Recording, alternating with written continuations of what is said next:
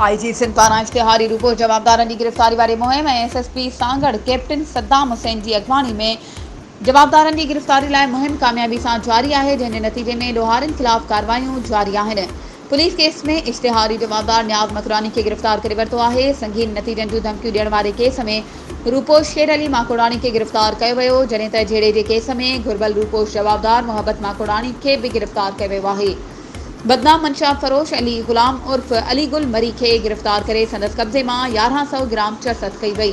उन खां अलावा हिक ॿिए मंशा फरोश मोहम्मद इदरीस बिरोही खे गिरफ़्तार करे 1500 ग्राम चर्स हथ करे एंटी नार्कोटिक्स एक्ट तहत केस दाख़िल कयो वियो। मंशा फरोश मंजूर अली ॾेथो खे गिरफ़्तार करे संदसि कब्ज़े मां 1050 गुटका पुड़ियूं हथ कयूं वियूं आहिनि।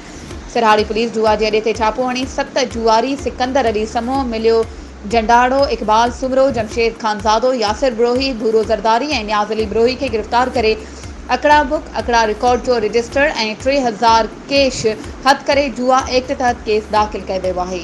वधीक ख़बरुनि ऐं अपडेट्स जे लाइ असांजे चैनल खे सब्सक्राइब कयो ऐं हा, बेल आइकन खे प्रेस करणु न विसारिजो त जीअं असांजी हर नई अचण वारी वीडियो तव्हां ताईं पहुची